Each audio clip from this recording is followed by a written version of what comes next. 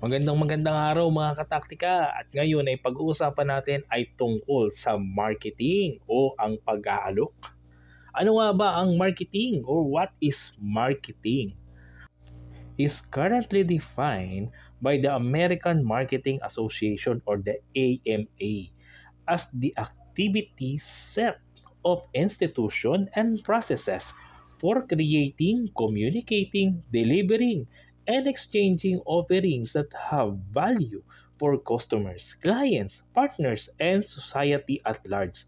Ang marketing ay kasalukuyang tinutukoy ng American Marketing Association or ng AMA or AMA bilang ang gawain ng grupo, hanay ng mga samahan at pamamaraan para sa paglikha, pagpaparating o paghahatid at pagpapalitan ng mga inaalok na produkto o serbisyo na may halaga para sa mga customer, kliyente, mga partners, gayon din para sa lipunan at sa pangkalahatan. Marketing is the performance of business activities that direct the flow of goods and services from producers to consumers. Ang marketing ay ang pagpapatakbo ng mga gawain sa negosyo na nagtuturo ng daloy ng mga produkto o kalakal at serbisyo mula sa producer patungo sa mga mamimili. At ayon naman sa Philippine Marketing Association or PMA, they define marketing as a science and profession guided principally by the universal principle of ethics, corporate citizenship, and corporate social responsibility. Ayon naman sa Philippine Marketing Association or PMA, ang marketing ay nagtatakda ng pag-aalok ng produkto o serbisyo bilang isang siyensya at propesyon o hanap buhay na pinangungunahan ng pandaigdigang prinsipyo alituntunin ng kabutihang asal, korporasyon na tumutugon sa kapakanan ng mga mamamayan at korporasyon na may pananagutan sa lipunan. Ano nga ba ang Universal Principle of Ethics? The Universal Declaration describes those ethical principles that are based on shared human values. Ang Universal Declaration ay naglalarawan ng mga alituntunin ng kabutihang asal na prinsipyo batay sa mga pinagsama-samang mga pagpapahalagang pangtao. Ano naman ang basic human values? Basic human values refer to those values which are at the core of being human. Ang batayan ng halaga ng tao ay tumutukoy sa mga halagang nasa pinakailalim na bahagi ng pagiging tao. The values which are considered basic inherent values in human include truth, honesty, loyalty, love, peace, etc. because they bring out the fundamental goodness of human beings and society at large. Kabilang sa mga halagang itinuturing na batayang likas na halaga sa mga tao ay ang katotohanan, katapatan, pagkakaisa, pag-ibig, kapayapaan at iba pa. Dahil nagpapakita sila ng pinakamahalagang kabutihan ng mga tao at ng lipunan. Gayon din ang pangkalahatan. So yan ang ibig sabihin ng ethics. Madalas nating naririnig ethics. O yan ang ibig sabihin ng ethics. It reaffirms the commitment of the psychology community to help build better world where peace, freedom, responsibility, justice, humanity, and morality prevail. Ipinapahayag nito na ang pangako ng komunidad ng psikolohiya na tumutulong sa pagtatayo ng isang mas mabuting mundo kung saan ang kapayapaan, kalayaan, responsibilidad, katarungan, kabutihan at moralidad ay namamayani. So yan dapat ang maging sangkap o elemento ng inyong marketing o pag-aalok ng produkto. Marketing encompasses the activities and processes involved in promoting, selling, and distributing product or services to meet the needs and wants of consumer as well as achieving business objective such as profitability and growth.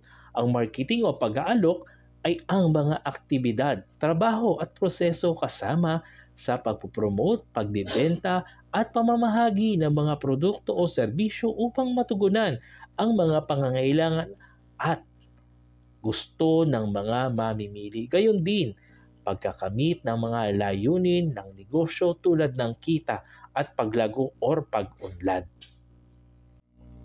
Marketing is a broad term that contains various activities and processes aimed at promoting, selling, and distributing product or services to target market, customer, or client. Ang marketing ay isang malawak na konsepto na sumasaklaw sa iba't ibang mga aktibidad, gawain, pamamaraan at proseso na layuning itaguyod ang pagbibenta at pamamahagi ng mga produkto o serbisyo sa target market or customer. It involves understanding consumer needs and preferences, creating valuable offerings, and effectively communicating the benefits of those offering to potential customer. Ito ay naugnay sa pag-unawa sa mga pangangailangan at mga kagustuhan ng mga mamimili, paglikha ng mga mahalagang produkto o serbisyo at epektibong pagpaparating ng mga benepisyo ng mga inaalok na produkto o serbisyo sa mga potensyal na customer or kliyente. Marketing primary goal is to attract and retain customer by creating and delivering values that meets their needs and desire. Ang pangunahing layunin ng marketing ay umakit at mapanatili ang mga customer sa pamamagitan ng paglikha at paghahatid ng mga value o kahalagahan ng produkto o serbisyo na tumutugon sa kanilang mga pangangailangan at kagustuhan. In essence, marketing is about identifying, anticipating, and forecasting, satisfying customer requirements and profitability. Sa pangkalahatan, ang marketing ay tumutukoy sa pagtiyak upang tugunan ang pangangailangan sa produkto o serbisyo sa mga darating na panahon at ang tiyakin na magiging makabuluhan ang serbisyo o produkto sa mga nangangailangan na customer or kliyente ng may kalidad at halaga. Ito ang kailangan upang masigurado ang paglago o pagunlad ng isang kumpanya sa pamamagitan ng magandang kita at tubo. It involves building and maintaining strong relationship with customer, understanding market dynamics, and adapting strategies to change in the competitive landscape and consumer behavior. Kasama rito ang pagbuo at pagpapanatili ng malakas na ugnayan ng mga customer, pag-unawa sa mga aktibong merkado, pag-aangkop ng mga estratehiya sa mga pagbabago sa mapagkompetensyang pananaw at ugali ng mamimili.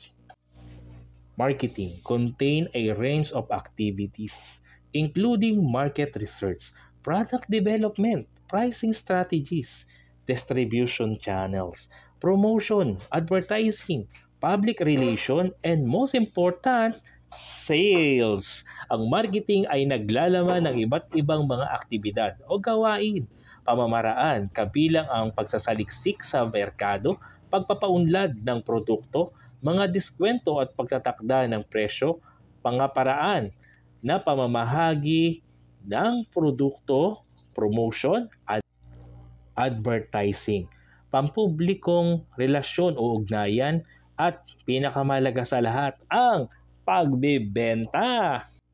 At para mas lalo nating maunawaan kung ano ang marketing, let's delve even further into its key component of marketing, such as market research, product development, pricing strategy, distribution channel, promotion, brand management, customer relation management, and marketing analytics.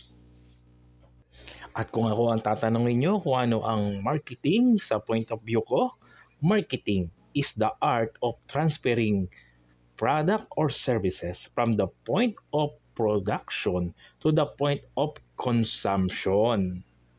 Ibig sabihin mga kataktika, ito yung commitment na ang isang produkto o serbisyo ay maidi-deliver sa customer o kliyente na naaangkop sa kanyang expectation base sa binitawan na commitment ng negosyante at ng kumpanya.